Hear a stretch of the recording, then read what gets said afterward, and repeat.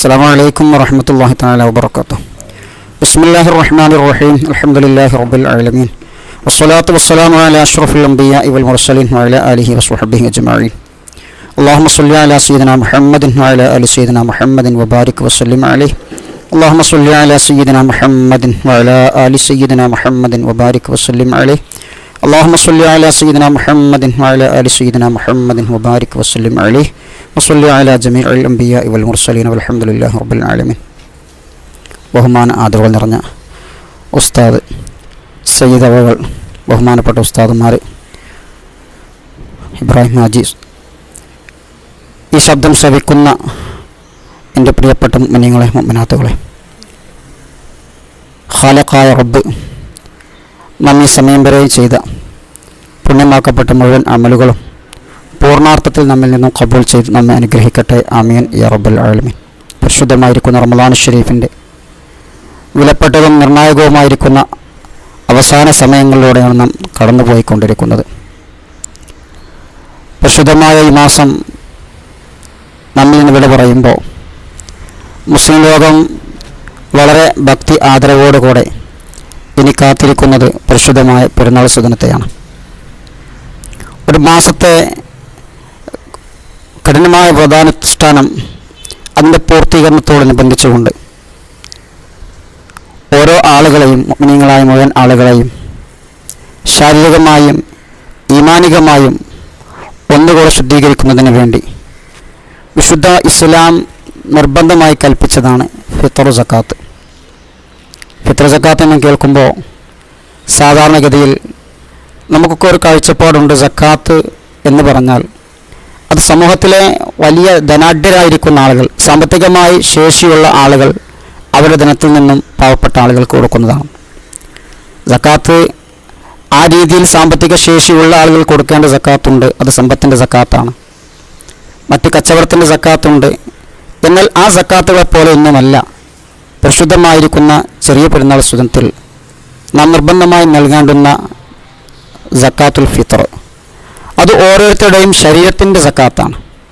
നമ്മുടെ ശരീരത്തെ ശുദ്ധീകരിച്ചെടുക്കാനുള്ള റബ്ബ് നമ്മോട് കൽപ്പിച്ചിട്ടുള്ള നിർബന്ധമായിരിക്കുന്ന സക്കാത്താണ്.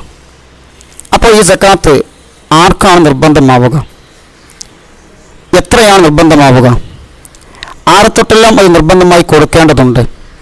ആർക്കാണത് കൊടുക്കേണ്ടത്? എപ്പോഴാണ് കൊടുക്കേണ്ടത്? എങ്ങനെയാണത് കൊടുക്കേണ്ടത്? തുടങ്ങി ഇതുമായി ബന്ധപ്പെട്ട് അവസരോചിതമായിക്കൊണ്ട് നമ്മൾ അറിയേണ്ടുന്ന ഏതാനും ചില കാര്യങ്ങളെക്കുറിച്ച് ചുരുങ്ങിയ കാര്യങ്ങൾ വാക്കുകൾ വിശദീകരിക്കാം. ഇൻഷാ അല്ലാഹ്. അള്ളാഹു നമ്മെ അനുഗ്രഹിക്കട്ടെ. ആമീൻ. ബഹുമാനികളെ, ഫിത്ർ സക്കാത്ത് നിർബന്ധമാകുന്ന സമയം പരിശുദ്ധ റമളാൻ ഷരീഫിൻ്റെ അവസാനം കഴിഞ്ഞ് ശവ്വാലിൻ്റെ പൊന്നമ്പിളി നമ്മിലേക്ക് ഉദയം ചെയ്ത് കഴിഞ്ഞാൽ ആ സമയത്ത് ജീവിച്ചിരിക്കുന്ന ആളുകൾക്കാണ് ഇത് നിർബന്ധമാവുക. നമുക്കറിയാം, ഒരാളെ സംബന്ധിച്ചിടത്തോളം അദ്ദേഹത്തെ തൊട്ടും അദ്ദേഹത്തിൻ്റെ ആശ്രിതരായിരിക്കുന്ന ആളുകളെ തൊട്ടും ആണ് സക്കാത്ത് കൊടുക്കൽ നിർബന്ധമുള്ളത്.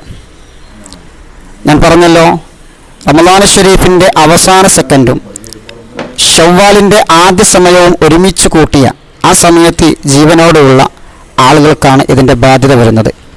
അപ്പോൾ ഈ റമളാൻ ഷരീഫിൽ മരണപ്പെട്ടു പോയ വ്യക്തികളെ തൊട്ട്, അത് ശവ്വാൽ മാസം ഉദിക്കുന്നതിന് തൊട്ട് മുമ്പ് വരെയുള്ള സമയത്ത് മരണപ്പെട്ടവരായെങ്കിൽ പോലും അവരെ തൊട്ട് ഒരിക്കലും സക്കാത്തുൽ ഫിത്ർ നിർബന്ധം വരുന്നില്ല.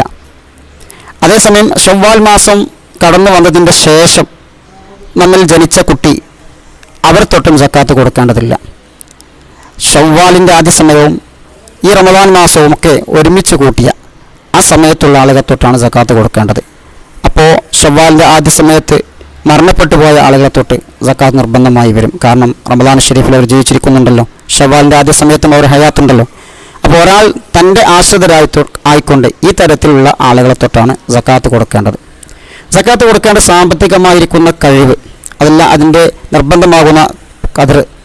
നമുക്കറിയാം, ഒരാളെ സംബന്ധിച്ച് പെരുന്നാൾ സുദിനം, പെരുന്നാളിൻ്റെ രാവും പകലും, നാം പെരുന്നാൾ ആഘോഷിക്കുന്ന പകലും അതിൻ്റെ ശേഷം വരുന്ന രാവും അദ്ദേഹത്തിൻ്റെയും അദ്ദേഹത്തിൻ്റെ ആശ്രിതരുടെയും ചിലവിനെ കഴിച്ചുകൊണ്ട്, അദ്ദേഹത്തിന് നിർബന്ധമായിട്ടുള്ള കടം കഴിച്ചുകൊണ്ട് തൻ്റെ ധനത്തിൽ നിന്നും സക്കാത്ത് കൊടുക്കുവാനുള്ളത് അവശേഷിക്കുന്നുണ്ട് എങ്കിൽ അദ്ദേഹം സക്കാത്ത് കൊടുക്കണം. ആ അവശേഷിക്കുന്നത് തൻ്റെ കുടുംബത്തെ, തൻ്റെ ആശ്രിതരായി കഴിയുന്ന തൻ്റെ ഭാര്യ, തൻ്റെ മക്കൾ, തൻ്റെ ചെറിയ മക്കൾ, പിതാവ്, ഉമ്മ തുടങ്ങി തൻ്റെ ആശ്രിതരായിക്കൊണ്ട് കഴിയുന്ന ആളുകൾ ആരൊക്കെ ഉണ്ടോ അവർ തൊട്ടൊക്കെ സക്കാത്ത് കൊടുക്കേണ്ടതുണ്ട്. അപ്പോൾ പറയപ്പെട്ട സമയത്ത് സക്കാത്ത് നമുക്ക് നിർബന്ധമാകുന്നുണ്ടെങ്കിലും സാധാരണഗതിയിൽ സക്കാത്ത് നിർബന്ധമാകുന്ന സമയമാണെങ്കിലും റമദാൻ ഷരീഫിൻ്റെ ആദ്യ സമയം മുതൽ തന്നെ ഇത് കൊടുക്കൽ അനുവദനീയമാണ്. അങ്ങനെ കൊടുത്തിട്ടുള്ള ആളുകൾ അവരുടെ സക്കാത്ത് പൂർണ്ണമായും അത് പൂർണ്ണതയിലെത്തണമെങ്കിൽ നേരത്തെ നമ്മൾ സക്കാത്ത് കൊടുത്ത വ്യക്തി, സക്കാത്ത് വാങ്ങിയ വ്യക്തിയും ഈ നിർബന്ധമാകുന്ന സമയത്ത് സക്കാത്ത് കൊടുക്കുവാനും സക്കാത്ത് വാങ്ങുവാനും അർഹതയുള്ളവരായി നിലവിലുണ്ടെങ്കിൽ ആ കൊടുത്ത സക്കാത്ത് പൂർണ്ണമാവുകയുള്ളൂ. നേരത്തെ നമ്മൾ സക്കാത്ത് കൊടുത്ത വ്യക്തി മരണപ്പെട്ടു പോയി, ഇപ്പോൾ ഷവ്വാലിൻ്റെ ആദ്യ സമയം എത്തിയത് സക്കാത്ത് നിർബന്ധമാകുന്ന ഈ സമയത്ത് അവർ ജീവിച്ചിരിപ്പില്ല എങ്കിൽ നേരത്തെ കൊടുത്ത സക്കാത്ത് മതിയാവുകയില്ല, അദ്ദേഹം വീണ്ടും സക്കാത്ത് കൊടുക്കേണ്ടി വരും. ഇങ്ങനെ സാധാരണഗതിയിൽ നമുക്കൊക്കെ പരിചയമുള്ളതാണെങ്കിലും സക്കാത്ത് എത്രയാണ് കൊടുക്കേണ്ടത്, ഇതിനെക്കുറിച്ച് കിതാബുകളിലൊക്കെ വിശദീകരിക്കപ്പെട്ടിട്ടുള്ളത് മുത്തനബി സല്ലല്ലാഹു അലൈഹി വസല്ലമ തങ്ങളുടെ കാലത്തുള്ള ഒരു അളവിനെക്കുറിച്ചാണ്. ഒരു സ്വാ ആണ് ഒരാളെ തൊട്ട് കൊടുക്കേണ്ടത്. 4 മുദ്ദുകൾ ചേർന്നിട്ടുള്ളതാണ് ഒരു സ്വാ. ഇങ്ങനെ പറയുമ്പോൾ നമുക്ക് ഈ അളവിനെക്കുറിച്ച് നേർക്കുനേർ പരിചയമില്ല. എന്നാൽ ഇതിനെ നമുക്ക് കിലോഗ്രാമിലേക്ക് മാറ്റി കൃത്യമായി ഒരു സ്വാ എത്രയാണ് എന്ന് പറയാനും സാധ്യമല്ല. കാരണം ഒരു അളവ് പാത്രത്തിൽ ഇട്ട വസ്തു അതിൻ്റെ ഭാരവ്യത്യാസത്തിനനുസരിച്ച് കൊണ്ട് അത് നമ്മൾ തൂക്കിയെടുക്കുമ്പോൾ അതിൻ്റെ ഭാരത്തിൽ വ്യത്യാസം വരുമല്ലോ. ഒരു പാത്രത്തിലേക്ക് കനമുള്ള വസ്തു ഇട്ട് നിറക്കുകയാണെങ്കിൽ അതിൻ്റെ ഭാരവും കനമില്ലാത്ത വസ്തു ചേർത്ത് വെച്ചുകൊണ്ട് ആ പാത്രം നിറക്കുകയാണെങ്കിൽ അതിൻ്റെ ഭാരവും വ്യത്യാസമാവുകയല്ലോ. ഇതേ രീതിയിൽ തന്നെ ഇന്ന് നമ്മുടെ നാടുകളിൽ ലഭ്യമാകുന്ന അരി അത് നാം ഒരു സ്വാഴിൻ്റെ പാത്രത്തിലിട്ട് അളക്കുകയാണെങ്കിൽ പല രീതിയിൽ ഭാരമുള്ള കനവ്യത്യാസമുള്ള അരികളുള്ളതുകൊണ്ട് അതിൻ്റെ ശരിയായ അളവ് തിട്ടപ്പെടുത്തി പറയാൻ കഴിയാത്തതുകൊണ്ട് ഇത്രയാണ് കിലോഗ്രാം പ്രകാരം സക്കാത്ത് കൊടുക്കേണ്ടതെന്ന് കൃത്യമായി പറയാൻ സാധ്യമല്ല. എന്നാലും നമ്മുടെ നാടുകളിലൊക്കെ പതിവനുസരിച്ച് കൊണ്ട് സാധാരണഗതിയിൽ ഒരു സ്വാഴിന് ഏകദേശം 2 കിലോ 800 ഗ്രാം 750 ഗ്രാം തുടങ്ങിയ രീതിയിൽ കണക്കാക്കി വരാറുണ്ട്. നമുക്ക് ഒന്നുകൂടെ ആശ്വാസമാകുന്നതിന് വേണ്ടി ആ ഒരു സംശയം തീർന്നു കിട്ടുന്നതിന് വേണ്ടിയും മേൽ പറയപ്പെട്ട 2,800 അതിൽ കൂടുതലോ നാം കൊടുത്തുകൊണ്ട് ഓരോരുത്തരെ തൊട്ടും കൊടുത്തുകൊണ്ട് നമ്മൾ സക്കാത്ത് കൊടുക്കുകയാണെങ്കിൽ അതിലെ ആ ഏറ്റവ്യത്യാസത്തെക്കുറിച്ചുള്ള പ്രയാസം നമുക്ക് നീങ്ങിക്കിട്ടും ഇൻഷാ അല്ലാഹ്. എന്താണ് കൊടുക്കേണ്ടത് നമുക്കറിയാം. ഓരോ നാട്ടിലെയും മുഖ്യ ആഹാരമായി ഉപയോഗിക്കുന്ന ധാന്യം ഏതാണോ അതാണ് ആ നാട്ടിൽ സക്കാത്തായി കൊടുക്കേണ്ടത്. നമ്മുടെ നാടിനെ സംബന്ധിച്ചിടത്തോളം നമ്മൾ അരി ഭക്ഷണം കഴിക്കുന്ന ആളുകളാണ്. അതുകൊണ്ട് തന്നെ നമ്മുടെ നാട്ടിൽ കിട്ടുന്ന മുന്തിയ ഇനം അരി, നല്ല അരി, പുഴുക്കത്തില്ലാത്ത, നനഞ്ഞിട്ടില്ലാത്ത, കുതിർത്തിട്ടില്ലാത്ത, അത് പൊടിച്ചിട്ടില്ലാത്ത നല്ല മുന്തിയ ഇനം അരിയാണ് നാം സാധാരണയിൽ ഇഷ്ടപ്പെടുന്നത്. അങ്ങനെ തന്നെയാണല്ലോ. അത് തന്നെയാണ് സക്കാത്തായും കൊടുക്കേണ്ടത്. സക്കാത്ത് കൊടുക്കേണ്ടത് ആളുകൾ ഷവ്വാലിൻ്റെ ആദ്യ സമയത്ത് ഇവർ ഏത് നാട്ടിലാണോ ഉള്ളതെങ്കിൽ ആ നാട്ടിലെ ആളുകൾക്കാണ്, ആ നാട്ടിലുള്ള സക്കാത്തിൻ്റെ അവകാശികൾക്കാണ് അവർ സക്കാത്ത് കൊടുക്കേണ്ടത്. സാധാരണഗതിയിൽ യാത്ര ചെയ്യുന്ന ആളുകൾ പ്രസ്തുത സമയമായപ്പോൾ അവർ ഇവിടെ എത്തിച്ചേർന്നോ ആ സ്ഥലത്തുള്ള ആളുകൾക്കാണ് അദ്ദേഹം സക്കാത്ത് കൊടുക്കൽ നിർബന്ധമായിട്ടുള്ളത്. എങ്കിലും നമ്മുടെ മദ്ഹബിൽ തന്നെ അങ്ങനത്തെ പ്രയാസം നേരിടുന്നൊരു സമയത്ത് മറ്റൊരു നാട്ടിലേക്ക് സക്കാത്ത് നീക്കം ചെയ്യാം എന്ന അഭിപ്രായവുമുണ്ട്. പ്രയാസപ്പെടുന്ന ആളുകൾക്ക് ആ രീതിയിലും അതുകൊണ്ട് അമൽ ചെയ്യാവുന്നതാണ്. അപ്പോൾ ഈ കാര്യം നാം മനസ്സിലാക്കുമ്പോൾ പ്രത്യേകിച്ച് ശ്രദ്ധിക്കേണ്ട ഒരു കാര്യം, നമ്മൾ പ്രവാസികളായ ഒരുപാട് സഹോദരങ്ങളുണ്ട്. അവരെ ഭാര്യമാർ, മക്കളാണ് വീട്ടിലുണ്ടാവുക. സ്വാഭാവികമായും സക്കാത്ത് കൊടുക്കൽ ബാധ്യതയുള്ളത് കുടുംബത്തിൻ്റെ നാഥനാണ്. അദ്ദേഹത്തിൻ്റെ ചെലവിൽ കഴിയുന്ന ഭാര്യ മക്കളത്തോട്ട് കൊടുക്കാനുള്ള കടമ അദ്ദേഹത്തിനാണുള്ളത്. പ്രവാസിയായ ഭർത്താവ് വിദേശത്താണുള്ളത്, ഭാര്യയും മക്കളും നാട്ടിലാണുള്ളത്. അവിടെ ഭർത്താവിൻ്റെ സക്കാത്ത് കൊടുക്കേണ്ടത് അദ്ദേഹം ഇപ്പോഴുള്ള വിദേശ രാജ്യത്ത് എവിടെയാണോ അവിടെയാണ് കൊടുക്കേണ്ടത്. ഭാര്യയുടെയും മക്കളുടെയും സക്കാത്ത് അദ്ദേഹം കൊടുക്കേണ്ടത് അവരെവിടെയാണോ ഉള്ളത് അവിടെയാണ് കൊടുക്കേണ്ടത്. ഇങ്ങനെ ചെയ്യുമ്പോൾ തന്നെ ശ്രദ്ധിക്കേണ്ടുന്ന പ്രധാനപ്പെട്ട ഒരു സംഗതി, ഈ സക്കാത്തിൻ്റെ ബാധ്യതയുള്ള ഭർത്താവ് തന്നെ തൊട്ട് തൻ്റെ ആശ്രിതരായി കഴിയുന്ന തൻ്റെ ഭാര്യ മക്കളെ തൊട്ട് സക്കാത്ത് കൊടുക്കാൻ വേണ്ടി നാട്ടിലുള്ള ഒരാളെ വാക്ക് മുഖേന വക്കാലത്താക്കും. ഫോണിൽ വിളിച്ചുകൊണ്ട് അവരോട് പറഞ്ഞാൽ മതി, നിങ്ങൾ സക്കാത്തുൽ ഫിത്ർ കൊടുക്കാൻ നിങ്ങളെ വക്കാലത്താക്കി, നിങ്ങൾ അധികാരപ്പെടുത്തി എന്ന് പറഞ്ഞുകൊണ്ട് ആ ഏറ്റെടുത്ത വക്കാലത്തോടു കൂടെയാണ് ഭാര്യ ആ വീട്ടിലുള്ള അവരുടെ കുട്ടികളെ തൊട്ടും അവരെ തൊട്ടുമൊക്കെ സക്കാത്ത് കൊടുക്കേണ്ടത്. അപ്പോൾ മറ്റൊരാളെ നമുക്ക് സക്കാത്ത് കൊടുക്കാൻ വേണ്ടി വക്കാലത്താക്കാം, ഏൽപ്പിക്കാം. സക്കാത്തിന് പ്രധാനമായും ശ്രദ്ധിക്കേണ്ട ഒരു കാര്യം സക്കാത്ത് കൊടുക്കുമ്പോൾ ചെയ്യേണ്ട നിയ്യത്താണ്. സക്കാത്തിന് നിയ്യത്ത് വേണം. നിയ്യത്ത് ഒന്നിരിക്കാൻ നാം സക്കാത്ത് കൊടുക്കുന്ന സമയത്ത് കരുതുക, അല്ലെങ്കിൽ സക്കാത്തിന് വേണ്ടി നാം കൊടുക്കാൻ ഉദ്ദേശിക്കുന്ന ധാന്യം അത് അളന്നു വെക്കുന്ന ആ സമയത്ത് നാം നിയ്യത്ത് കരുതുക. തൻ്റെയും തൻ്റെ ആശ്രിതരുടെയും സക്കാത്തുൽ ഫിത്റാണ് ഇത് എന്ന് നിയ്യത്ത് മനസ്സിൽ കരുതുക. നവകൊണ്ട് പറയൽ സുന്നത്തുമുണ്ട്. ഇങ്ങനെ നിയ്യത്ത് വെച്ചുകൊണ്ട് കൃത്യമായി അതിൻ്റെ അളവ് കണക്കാക്കിക്കൊണ്ട് തൻ്റെ ആശ്രിതർ ആരൊക്കെ ഉണ്ടോ അവരെ തൊട്ട് കൊടുക്കാൻ കഴിയുമെങ്കിൽ ഓരോരുത്തരെ തൊട്ടും, അതിൽ തന്നെ തൻ്റെ ഭാര്യയെ മുന്തിക്കണം. അവരെ തൊട്ട് മാത്രമേ കൊടുക്കാൻ തൻ്റെ തൊട്ട് കഴിഞ്ഞ ശേഷം തൻ്റെ ഭാര്യയെ തൊട്ട് കൊടുക്കാൻ അവശേഷിക്കുന്നെങ്കിൽ ആദ്യം ഭാര്യയെ മുന്തിക്കണം, പിന്നെ തൻ്റെ ചെറിയ മക്കളെ മുന്തിക്കണം, പിന്നെ പിതാവിനെ മുന്തിക്കണം, പിന്നെ മാതാവിനെ മുന്തിക്കണം, പിന്നെ തൻ്റെ വലിയ മക്കളെ. സാധാരണഗതിയിൽ മറ്റൊരു കാര്യം കൂടെ ശ്രദ്ധിക്കാനുള്ളത്, ജോലിക്ക് കഴിവുള്ള സാമ്പത്തിക ശേഷിയുള്ള വലിയ മക്കളുടെ സക്കാത്ത് പിതാവ് കൊടുക്കേണ്ടതില്ല. അവർ അനുവാദത്തോടു കൂടെ അല്ലാതെ സമ്മതത്തോടു കൂടെ അല്ലാതെ അവരെ തൊട്ട് സക്കാത്ത് പിതാവ് കൊടുക്കുകയാണെങ്കിൽ അത് വീടുകയുമില്ല. അപ്പോൾ നമ്മുടെ വീടുകളിലൊക്കെ ഒരു സംവിധാനമുണ്ട്. നമ്മൾ അങ്ങാടിയിൽ നിന്ന് ഒരു ചാക്ക് അരി വാങ്ങിക്കൊണ്ടുവരും, എന്നിട്ട് അതിനെ കീസുകളിലേക്ക് നമ്മൾ കൃത്യമാക്കിയാക്കിയ ശേഷം ഇതെൻ്റെ മക്കളെയൊക്കെ സക്കാത്താണെന്ന് പറയും. ആ കൂട്ടത്തിൽ ജോലിക്ക് കഴിവുള്ള മുതിർന്ന കുട്ടികളൊക്കെ ഉണ്ടാകും. അവരോട് നമ്മൾ സമ്മതം അറിയിച്ചിട്ടുണ്ടാവില്ല, അവർ അന്വേഷിച്ചു പോലും ഉണ്ടാവില്ല. അപ്പോൾ അവർക്കിടയിൽ ഒരു സമ്മതം ഉണ്ടായിരിക്കണം. ആ സക്കാത്ത് നിൻ്റെ സക്കാത്ത് ഞാൻ കൊടുക്കുന്നുണ്ട് എന്ന് അവരോട് പറഞ്ഞ് ആ സക്കാത്തിന് കൊടുക്കുവാനുള്ളൊരു സമ്മതം വാങ്ങിയിരിക്കണം. എങ്കിൽ മാത്രമേ അവർക്കുള്ള സക്കാത്ത് പരിഗണിക്കപ്പെടുകയുള്ളൂ.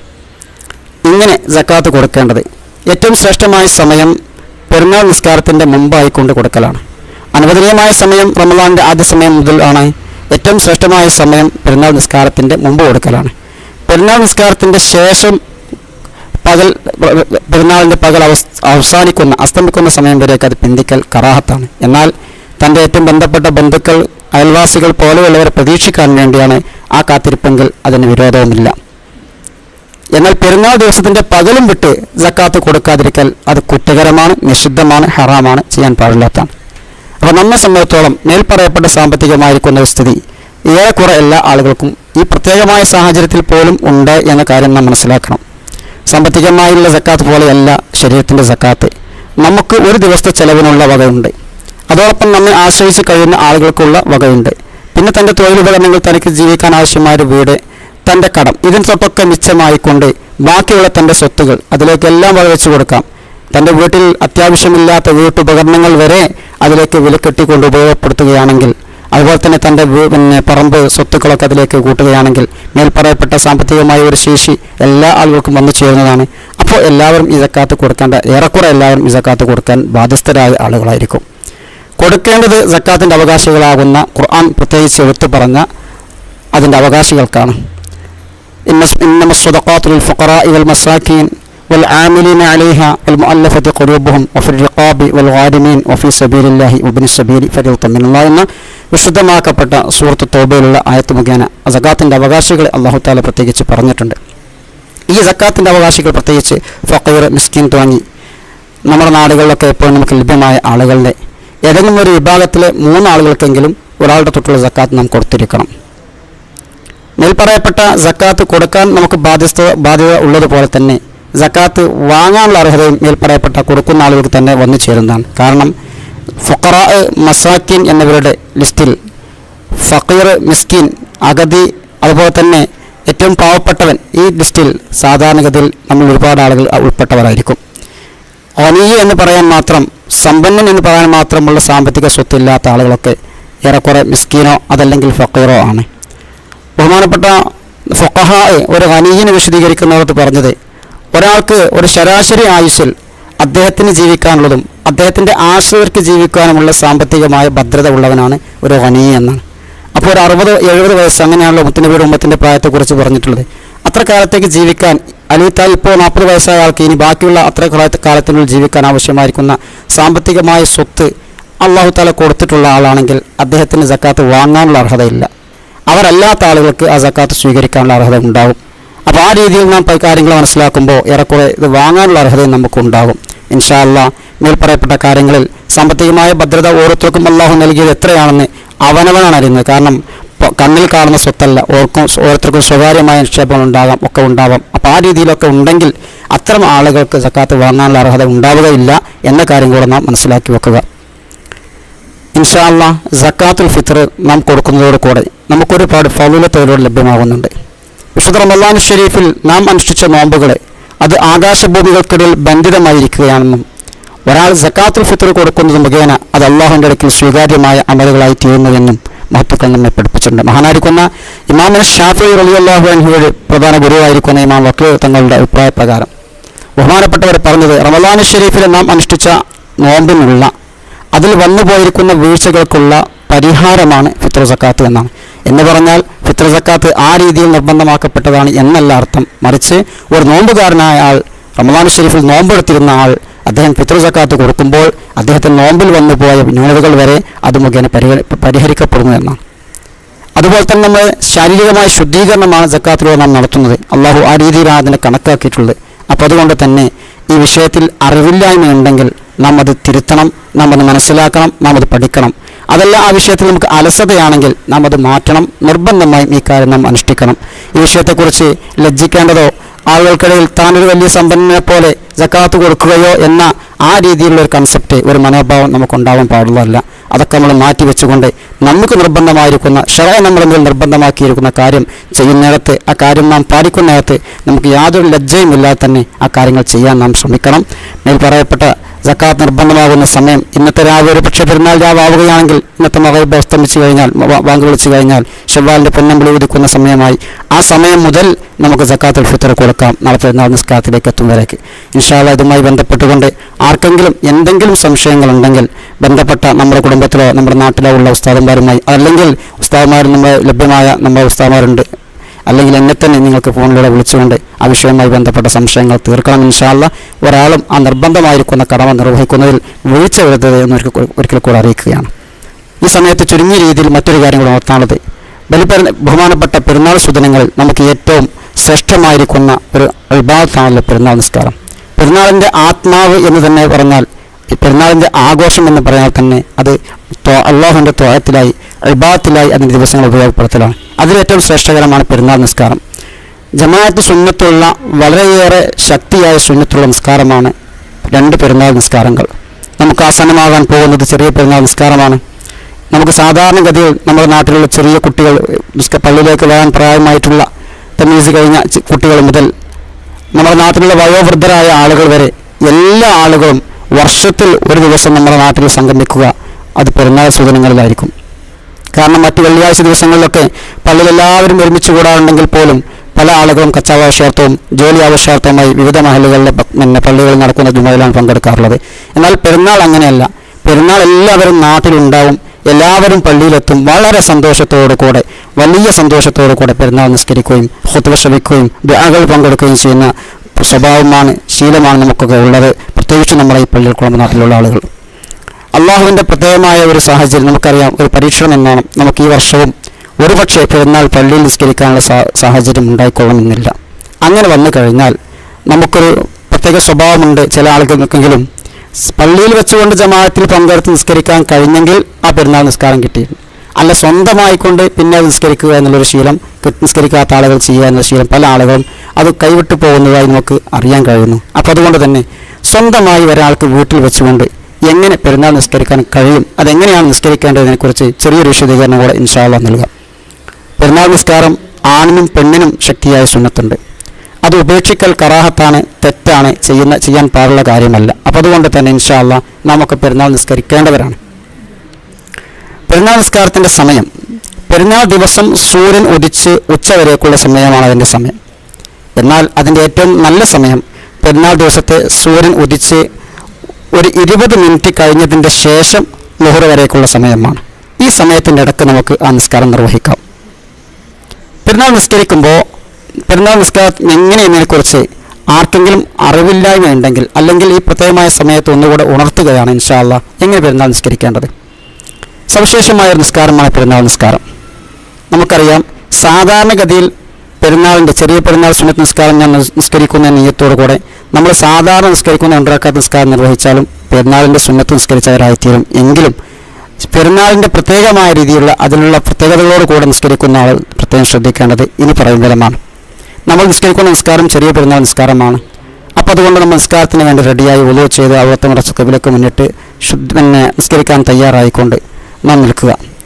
പ്രത്യേകിച്ച് ഒരു കാര്യം കൂടെ ഈ സന്ദർഭത്തിൽ ചേർത്തി പറയാനുള്ളത്, നമ്മുടെ പള്ളിയിൽ വെച്ചുകൊണ്ട് വലിയ ജമാഅത്ത് നിസ്കരിക്കാൻ നമുക്ക് സാധ്യമാവുകയില്ല. അപ്പോൾ പിന്നെ നമ്മളൊക്കെ വീടുകളിൽ വെച്ചാണ് ഉണ്ടാവുക. വീടുകളിലാകുമ്പോൾ ആ വീട്ടിലെ അംഗങ്ങളെല്ലാവരും ചേർന്നുകൊണ്ട് ജമാഅത്തായിക്കൊണ്ട് ഈ കാര്യം നടത്താൻ ശ്രദ്ധിക്കണം. ഇൻഷാ അല്ലാഹ് ജമാഅത്ത് നിസ്കാരത്തിൻ്റെ ഫള് നമുക്കറിയാലോ. അങ്ങനെ നിസ്കരിക്കുകയാണെങ്കിൽ നമുക്ക് നിസ്കാരത്തെക്കുറിച്ച് കൃത്യമായി അറിവും പരിചയമുള്ള ആളുകൾ അതിനെക്കുറിച്ച് ഇമാം നിൽക്കാം. അവരുള്ളതുകൊണ്ട് തന്നെ ബാക്കി ഈ വിഷയത്തിൽ അത്ര അറിവില്ലാത്ത ആളുകളോ അല്ലെങ്കിൽ മറ്റുള്ള ആളുകളൊക്കെ ഉണ്ടെങ്കിൽ അവർക്ക് ജമാഅത്തിൽ പങ്കെടുക്കൽ കൊണ്ട് ആ കാര്യങ്ങൾ പരിഹരിക്കപ്പെടാൻ കഴിയും ഇൻഷാ അല്ലാഹ്. അപ്പോൾ അതുകൊണ്ട് നമ്മുടെ വീടുകളിലൊക്കെ ഇനി എല്ലാ വീടുകളിലും ഇത് സൗകര്യപ്പെടുന്ന വീടുകളാണുള്ളത്. അതുകൊണ്ട് തന്നെ ആണുങ്ങളില്ലെങ്കിലും പെണ്ണുങ്ങൾക്ക് ജമാഅത്തായി നിസ്കരിക്കാം. എന്തായാലും പരമാവധി ജമാഅത്തായി കൊണ്ട് തന്നെ ഇത് നിസ്കരിക്കാൻ ശ്രമിക്കണം ഇൻഷാ അല്ലാഹ്. അങ്ങനെ സാധിക്കാതെ വന്നു പോയിട്ടുണ്ടെങ്കിൽ എന്തായാലും പെരുന്നാൾ നിസ്കാരം വരുന്ന സമയത്ത് നിസ്കരിക്കാൻ എല്ലാവരും തയ്യാറാവണം. ഒറ്റക്കാണെങ്കിൽ പോലും നിസ്കരിക്കാൻ തയ്യാറാവണം. ഇനി അഥവാ പെരുന്നാൾ നിസ്കാരം അതിൻ്റെ ളുഹർ വരേക്കുള്ള സമയത്തിനുള്ളിൽ നമുക്ക് നിസ്കരിക്കാൻ കഴിയാതെ നമ്മൾ വിട്ടുപോയി എന്നാൽ അത് ഖളാ വീട്ടൽ സുന്നത്തുണ്ട് ഇൻഷാ അല്ലാഹ്. അങ്ങനെ ആർക്കെങ്കിലും അശ്രദ്ധമായി സംഭവിച്ചെങ്കിൽ അവർ ഖളാ വീട്ടിക്കൊണ്ടെങ്കിലും ആ കാര്യം നമ്മൾ പാലിക്കണം എന്നുകൂടെ ഈ സമയത്ത് അറിയിക്കുകയാണ്. അപ്പോൾ നിസ്കാരത്തിൽ നമ്മൾ റെഡിയായി നിൽക്കുന്നു. ആദ്യമായി നമ്മൾ നിസ്കാരത്തിൽ പ്രവേശിക്കാൻ വേണ്ടി നിയ്യത്ത് കരുതുന്നു. ഉസ്വല്ലി സുന്നത്ത ഈദുൽ ഫിത്ർ റക്അത്തൈൻ മുതവജ്ജിഹിൻ ഇലൽ ഖിബ്ലത്തില്ലാഹി തആല. ചെറിയ പെരുന്നാൾ സുന്നത്ത് നിസ്കാരം 2 റക്അത്ത് ഖിബ്ലക്ക് മുന്നിട്ട് അതാ ആയി അല്ലാഹു തആലക്ക് ഞാൻ നിസ്കരിക്കുന്നു. ഇമാം നിൽക്കുന്ന ആളാണെങ്കിൽ ഞാൻ ഇമാമായി നിസ്കരിക്കുന്നു എന്നോ, ഇമാമോട് തുറന്ന് നിസ്കരിക്കുന്ന മഅ്മൂമീങ്ങളാണെങ്കിൽ ഇമാമോട് കൂടെ ഞാൻ നിസ്കരിക്കുന്നു എന്നോ നിയ്യത്തിൽ കൂട്ടിക്കരുതണം. ഇങ്ങനെ നിയ്യത്ത് ചെയ്ത് നിസ്കാരത്തിൽ പ്രവേശിച്ചു കഴിഞ്ഞാൽ നമ്മൾ ആദ്യം വജ്ജഹത്ത് ഓതുക, ദുആഉൽ ഇഫ്തിതാഹ് ചൊല്ലുക. വജ്ജഹത്ത് വജ്ഹിയ ലില്ലദീ ഫത്തറസ് സമാവാതി എന്ന് തുടങ്ങുന്ന നമ്മൾ നിസ്കാരത്തിലേക്ക് പ്രവേശിച്ച ഉടനെ അല്ലാഹുമായി നാം നടത്തുന്ന ഒരു പ്രതിജ്ഞ അത് നമ്മൾ ചെയ്യുക. അതിൻ്റെ ശേഷം സൂറത്തുൽ ഫാത്തിഹ ആരംഭിക്കുന്നതിന് മുമ്പായി 1ാമത്തെ റക്അത്തിൻ്റെ ആ ഖിയാമിൽ നമ്മൾ 7 തക്ബീറുകൾ ചൊല്ലൽ സുന്നത്താണ്. അപ്പോൾ നേരത്തെ തക്ബീറത്തുൽ തഹറം നിസ്കാരത്തിൽ പ്രവേശിക്കാൻ വേണ്ടി നമ്മൾ തക്ബീർ ചൊല്ലി അല്ലാഹു അക്ബർ എന്ന് ചൊല്ലിയതുപോലെ തന്നെ നമ്മൾ വീണ്ടും തക്ബീർ കൈ കെട്ടഴിച്ച് അല്ലാഹു അക്ബർ എന്ന് തക്ബീർ ചൊല്ലി 2 കൈകൾ ചുമലുകൾക്ക് നേരെ ഉയർത്തി വീണ്ടും അത് താഴ്ത്തി നെഞ്ചിൻ്റെയും പൊക്കിളിൻ്റെയും ഇടയിൽ നമ്മൾ കെട്ടുക. ഇങ്ങനെ ചെയ്ത ശേഷം നമ്മൾ ആ തക്ബീറുകൾക്കിടയിൽ സുബ്ഹാനല്ലാഹി വൽഹംദുലില്ലാഹി വലാ ഇലാഹ ഇല്ലല്ലാഹു വല്ലാഹു അക്ബർ എന്ന് തസ്ബീഹ് ചൊല്ലുക. ഇങ്ങനെ 7 തവണ നമ്മൾ ചെയ്യുക. 7 തക്ബീറിൻ്റെയും ഇടയിലൂടെ നമ്മൾ ഈ പറയപ്പെട്ട തസ്ബീഹ് ചൊല്ലുക. ജമാഅത്തായി നിസ്കരിക്കുന്ന സമയത്ത് നാം ശ്രദ്ധിക്കുക, ഈ തക്ബീറുകൾ ഇമാമും മഅ്മൂമുകളും തക്ബീറുകൾ ഉച്ചത്തിലാണ് ചൊല്ലേണ്ടത്. അല്ലാഹു അക്ബർ എന്ന് ശബ്ദമുയർത്തിയാണ് ഇമാമും മഅ്മൂമുകളും ചൊല്ലേണ്ടത്. എന്നാൽ അവർക്കിടയിലുള്ള തസ്ബീഹ് ശബ്ദം താഴ്ത്തിയാണ് ചൊല്ലേണ്ടത്. മയ്യിത്ത് നിസ്കാരത്തിൽ പങ്കെടുക്കുമ്പോൾ ചില സമയത്തൊക്കെ ചില ആളുകളൊക്കെ 4 തക്ബീറുകൾ നിസ്കാരത്തിൽ ചെല്ലാറുണ്ടല്ലോ, ആ സമയത്ത് ശബ്ദം ഉയർത്തുന്നത് കേൾക്കാറുണ്ട്. ഈ സമയത്ത് അറിവുള്ള ആളുകൾ തിരുത്തുക. പെരുന്നാൾ നിസ്കാരത്തിൽ മാത്രമാണ് തക്ബീറുകൾ ശബ്ദമുയർത്തി ചൊല്ലൽ സുന്നത്തുള്ളത്. മയ്യിത്ത് നിസ്കാരത്തിൽ ഒരിക്കലും മഅ്മൂമുകൾ ശബ്ദമുയർത്തി തക്ബീർ ചൊല്ലേണ്ടതില്ല. അങ്ങനെ നിസ്കാരത്തിലെ 1ാമത്തെ ഖിയാമിൽ 7 തക്ബീറുകളും അവർക്ക് ശേഷം മേൽ പറയപ്പെട്ട തസ്ബീഹും ചൊല്ലിയതിന് ശേഷം സൂറത്തുൽ ഫാത്തിഹ ഓതുക. സൂറത്തുൽ ഫാത്തിഹ ഓതിയ ശേഷം അറിവുള്ള ആളുകൾ, ഓർമ്മയുള്ള ഹിഫ്ലുള്ള ആളുകളുണ്ടെങ്കിൽ 1ാമത്തെ റക്അത്തിൽ 1ാമത്തെ ഖിയാമിൽ നമ്മൾ ഫാത്തിഹയ്ക്ക് ശേഷം ഖാഫ് സൂറത്ത് പാരായണം ചെയ്യുക. ഖാഫ് സൂറത്ത് അറിയില്ല എങ്കിൽ നമ്മൾ സബ്ബിഹിസ്മ റബ്ബിക്കൽ അഅല എന്ന സൂറത്തുൽ അഅല പാരായണം ചെയ്യുക. സാധാരണ വെള്ളിയാഴ്ച നമ്മൾ ഓതാറുള്ള സൂറത്ത്. അതിനും സാധ്യമല്ല എങ്കിൽ നമുക്ക് അറിവുള്ള ഏതെങ്കിലും ഒരു സൂറത്ത് ഓതുക. അങ്ങനെ സൂറത്ത് ഓതിയ ശേഷം നമ്മൾ സാധാരണ നിസ്കരിക്കും പോലെ റുക്കൂ, ഇഅ്തിദാൽ, സുജൂദ്, ഇടയിലിരുത്തം, വീണ്ടും സുജൂദ്, ഇതെല്ലാം പൂർത്തിയാക്കി 2ാമത്തെ റക്അത്തിൽ ഖിയാമിലേക്ക് നമ്മൾ തക്ബീർ ചൊല്ലി വന്ന് നിൽക്കുക. ഈ വന്ന തക്ബീർ ചൊല്ലിയ തക്ബീർ കൂടാതെ ആ നൃത്തത്തിൽ ഇനി നമുക്ക് 5 തക്ബീറുകൾ ചൊല്ലൽ സുന്നത്തുണ്ട്. നേരത്തെ പറഞ്ഞതുപോലെ തന്നെ നാം കൈ കെട്ടുവെച്ച് തക്ബീർ ചൊല്ലിക്കൊണ്ട് വീണ്ടും ആ കൈ കെട്ടി നമ്മൾ സുബ്ഹാനല്ലാഹി വൽഹംദുലില്ലാഹി വലാ ഇലാഹ ഇല്ലല്ലാഹു വല്ലാഹു അക്ബർ എന്ന് ചൊല്ലുന്നു. ഇങ്ങനെ 5 വട്ടം നമ്മൾ ചെയ്യുക. ഈ 5 വട്ടം പൂർത്തിയായതിൻ്റെ ശേഷം നമ്മൾ സൂറത്തുൽ ഫാത്തിഹ ഓതുക. സരിക്കുന്ന ആളുകളുണ്ടെങ്കിൽ സൂറത്തുൽ ഖമർ ഇഖ്തറബ തുടങ്ങുന്ന ആ സൂറത്ത് നമ്മൾ ചൊല്ലുക, ഹിഫ്ലുള്ള ആളുകളുണ്ടെങ്കിൽ. അല്ലെങ്കിൽ സൂറത്തുൽ ഗാശിയ, ഹൽ അതാക ഹദീസുൽ ഗാശിയ എന്ന സൂറത്ത് അറിയുന്നെങ്കിൽ അത് ചൊല്ലുക. അതിനും സാധിക്കാത്ത ആളുകൾ നമുക്ക് അറിവുള്ള കഴിവുള്ള ചെറിയ സൂറത്ത് ഏതാണ് ഓർമ്മയെങ്കിൽ അതിലൊരു സൂറത്ത് ചൊല്ലിക്കൊണ്ട് ആ സൂറത്ത് ചൊല്ലുക.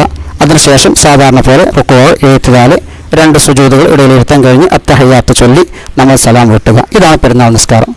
ആർക്കും വളരെ സഹലായി എളുപ്പത്തിൽ നിസ്കരിക്കാൻ പറ്റുന്ന നിസ്കാരമാണ്. നമുക്ക് അറിവില്ലായ്മ കാരണം ഇത് മുടങ്ങാൻ പാടുള്ളതല്ല, അജ്ഞത കാരണം മുടങ്ങാൻ പാടുള്ളതല്ല. പിന്നെ നമ്മുടെ അലസതയാണ് മറ്റൊരു കാരണം. അലസത നമ്മൾ എന്തായാലും വെടിയണം. അള്ളാഹുവിൻ്റെ പൊരുത്തമുള്ള ദിവസങ്ങൾ ഇബാദത്ത് കൊണ്ട് ധന്യമാക്കേണ്ട, ഇബാദത്ത് ആഘോഷത്തിൻ്റെ മർമ്മമായിട്ടുള്ള പ്രത്യേകമായ പെരുന്നാൾ സൂചനകൾ, ആ ഇബാദത്ത് നാം കൈമോശം വരാതിരിക്കാൻ ശ്രദ്ധിക്കണം ഇൻഷാ അല്ലാഹ്. അതുപോലെ തന്നെ പെരുന്നാൾ ദിവസത്തിൽ പള്ളിയിൽ വന്നുകൊണ്ടുള്ള വലിയ ജമാഅത്ത് മാത്രമേ നമുക്ക് കുറവുള്ളൂ. ബാക്കി പെരുന്നാളിൻ്റെ സുന്നത്തുകളൊക്കെ പാലിക്കൽ നമുക്ക് സുന്നത്തുണ്ട്. രാവിലെ നമ്മുടെ പള്ളിയിൽ നിസ്കാരത്തിൽ പെരുന്നാളിന് വേണ്ടി നമ്മൾ സുന്നത്തായി കുളി വിളിക്കണം. അതുപോലെ തന്നെ സുഗന്ധം പൂശുക. അതുപോലെ തന്നെ ശരീരത്തിൽ നീക്കേണ്ട രോമങ്ങൾ നീക്കം ചെയ്യുക. അതുപോലെ തന്നെ വൃത്തിയുള്ള വസ്ത്രം ധരിക്കുക. പിന്നീട് പിന്നെ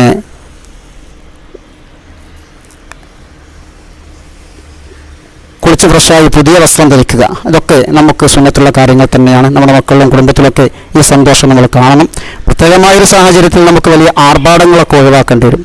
അങ്ങനത്തെ ഒരു പ്രയാസം മാത്രമേ നമ്മുടെ മുമ്പിലുള്ളൂ. എന്നല്ലാതെ പെരുന്നാളിൻ്റെ ആഘോഷവും അതിലെ ആരാധനകളും നമ്മൾ ഒരിക്കലും ചുരുക്കേണ്ടതില്ല. അല്ലാഹു റബ്ബുൽ ഇസ്സ അവൻ ഇഷ്ടപ്പെടുന്ന രീതിയിൽ, പൊരുത്തപ്പെടുന്ന രീതിയിൽ വിശുദ്ധമാക്കപ്പെട്ട സുദിനങ്ങളെ വരവേൽക്കുവാനും ഇബാദത്ത് കൊണ്ട് ധന്യമാക്കാനും അള്ളാഹു നമുക്ക് തൗഫീഖ് പ്രദാനം ചെയ്യട്ടെ. ആമീൻ യാ റബ്ബൽ ആലമീൻ.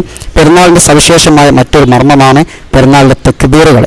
നമുക്കറിയാം, ചെറിയ പെരുന്നാളിനും വലിയ പെരുന്നാളും തക്ബീർ സുന്നത്തുണ്ട്. നമുക്ക് മുമ്പിൽ വരാനിരിക്കുന്ന ചെറിയ പെരുന്നാളായതുകൊണ്ട് തക്ബീറിനെ കുറിച്ച് പറയാം. പെരുന്നാളിൻ്റെ രാവ് കടന്നു വന്നാൽ, അതായത് ശവ്വാലിൻ്റെ പൊന്നമ്പിൾ പ്രത്യക്ഷമായ ആ സമയം മുതൽ പെരുന്നാൾ നിസ്കാരത്തിലേക്ക് നിൽക്കുന്നത് വരേക്കുള്ള സമയത്ത് നമുക്ക് തക്ബീർ ചൊല്ലൽ സുന്നത്തുണ്ട്. വീടുകളിൽ വെച്ച്, റോഡുകളിൽ വെച്ച് ഒക്കെയും ആ തക്ബീർ ചൊല്ലൽ സുന്നത്തുണ്ട്. അത് വല്ലാത്ത പോലെയുള്ള പ്രതിഫലമുള്ള പുണ്യമാക്കപ്പെട്ട കാര്യമാണ്. അത് മനസ്സിലാക്കുക, നാം തക്ബീർ വർദ്ധിപ്പിക്കുക. ഇൻഷാ അല്ലാഹ് അറിവുള്ള കാര്യങ്ങളൊക്കെ വീണ്ടും നാം ഒന്നുകൂടെ ഓർക്കുകയും അറിയാത്ത കാര്യങ്ങൾ മനസ്സിലാക്കി പഠിക്കുകയും ചെയ്തുകൊണ്ട് പുണ്യമാക്കപ്പെട്ട സമയങ്ങളെ ഉപയോഗപ്പെടുത്താൻ നമ്മൾ ശ്രദ്ധിക്കുക. വിശുദ്ധമായ റമദാൻ ഷരീഫിൻ്റെ പവിത്രമായിരിക്കുന്ന മണിക്കൂറുകൾ നമ്മിൽ നിന്ന് കടന്നുപോയിക്കൊണ്ടിരിക്കുന്നു. മനസ്സറിഞ്ഞുകൊണ്ട് റബ്ബിലേക്ക് തൗബ ചെയ്തുകൊണ്ട് ഇസ്തിഗ്ഫാർ ചെയ്തുകൊണ്ട് പാപമോചനം തേടിക്കൊണ്ട് അള്ളാഹുവിലേക്ക് നമ്മൾ അടുക്കുക. നമ്മൾ ഹൃദയം ശുദ്ധീകരിക്കാൻ അള്ളാഹുവോട് നമ്മൾ പ്രാർത്ഥിക്കുക. ചെയ്ത അമലുകൾ സ്വീകരിക്കാൻ പ്രത്യേകിച്ച് നമ്മൾ അള്ളാഹുവോട് ദുആ ചെയ്യുക. അള്ളാഹു ഖബൂൽ ചെയ്തെങ്കിൽ മാത്രമേ നാം ചെയ്തു കൂട്ടിയ അമലൊക്കെ നമുക്ക് ഉപകാരപ്പെടുകയുള്ളൂ. അതല്ലെങ്കിൽ അതെല്ലാം ഒരു വേസ്റ്റ്, ഒരു വെറുമ്പണിയായും തരും. അതുകൊണ്ട് തന്നെ നല്ല രീതിയിൽ ഇഖ്ലാസോടുകൂടെ നമ്മൾ കാര്യങ്ങൾ ചെയ്യുക. പൂർണ്ണമായും സ്വീകരിക്കാൻ റബ്ബിനോട് നമ്മൾ ദുആ ചെയ്യുക. നമുക്ക് വേണ്ടി നമ്മൾ പ്രാർത്ഥിക്കുക. നമ്മുടെ മാതാപിതാക്കൾ, കൂട്ടുകുടുംബങ്ങൾ, ഗുരുനാഥന്മാർ, നമ്മെ സ്നേഹിക്കുന്ന സഹായിക്കുന്ന ആളുകൾ, നമ്മുടെ നാട്ടുകാർ, ലോക മുസ്ലിമീങ്ങൾ എല്ലാവർക്കും വേണ്ടി, മറ്റുള്ള നാട്ടുകാർ എല്ലാവർക്കും വേണ്ടി നമ്മൾ ദുആ ചെയ്യുക. പ്രത്യേകിച്ച് നമ്മുടെ പ്രവാസ ലോകത്തുള്ള സഹോദരങ്ങൾ വളരെ പ്രയാസത്തിലാണ്. ജോലിയില്ലാതെ മാസങ്ങളായി റൂമിലിരിക്കുന്നവരാണ്. പലരും അസുഖങ്ങളെ പേടിക്കുന്നവരുമാണ്. കാരണം റൂമിലും ബന്ധപ്പെടുന്ന മേഖലകളിലൊക്കെ അസുഖം എപ്പോഴും വരാൻ സാധ്യതയുള്ള ആളുകളുള്ളവരാണ്. അതുകൊണ്ട് തന്നെ വളരെ പ്രയാസത്തിലായി കഴിയുന്ന ഒരുപാട് സഹോദരങ്ങൾ അവിടെയുണ്ട്. കച്ചവട സ്ഥാപനങ്ങൾ പൂട്ടി അത് തുറക്കാൻ കഴിയാതെ വിഷമിച്ചിരിക്കുന്ന ആളുകൾ, സാമ്പത്തികമായിരിക്കുന്ന ഒരുപാട് ബാധ്യതകൾ ദിവസം കൂടുന്തോറും വരുന്ന ആളുകളൊക്കെ ഉണ്ട്. അതുപോലെ നമ്മുടെ നാട്ടിൽ കഴിയുന്ന രോഗികളായ ആളുകൾ, നമ്മുടെ കുടുംബത്തിലെ ബന്ധത്തിലൊക്കെ ഉള്ള ആളുകൾ, നമ്മുടെ ആലിമീങ്ങൾ, നേതാക്കന്മാർ, മുസ്ലിം ഉമ്മത്തിന് നേതൃത്വം എല്ലാവർക്കും വേണ്ടി ദുആ ചെയ്യുക. ഈ സമൂഹത്തിനെതിരെയുള്ള ഷർറുകൾ നീങ്ങിക്കിട്ടുന്നതിന് വേണ്ടി നമ്മൾ ദുആ ചെയ്യുക. എല്ലാ ദുആയും സ്വീകരിക്കാൻ സന്നദ്ധനായ റബ്ബ് നമ്മുടെ മുമ്പിൽ ഒരുങ്ങിയിരിക്കുന്ന സമയത്ത് നാം അള്ളാഹുവോട് ചോദിക്കാൻ മടി കാണിക്കരുത്. പ്രത്യേകിച്ച് ഇന്നത്തെ വെള്ളിയാഴ്ച ദിവസമാണ്. ഇജാബത്തുള്ള സമയം നമ്മുടെ മുമ്പിലുണ്ട്. പരമാവധി എല്ലാവരും ദുആകൾ കഴിച്ചു കൂട്ടുക. ഇൻഷാ അല്ലാഹ് അല്ലാഹു റബ്ബുൽ ഇസ്സ നമ്മുടെ പ്രാർത്ഥനകളും പ്രവർത്തനങ്ങളും നമ്മിൽ നിന്ന് ഖബൂൽ ചെയ്ത് അനുഗ്രഹിക്കട്ടെ. ആമീൻ യാ റബ്ബൽ ആലമീൻ. വആഖിറു ദഅവാനാ അൽഹംദുലില്ലാഹി റബ്ബിൽ ആലമീൻ. അസ്സലാമു അലൈക്കും വറഹ്മത്തുള്ളാഹി.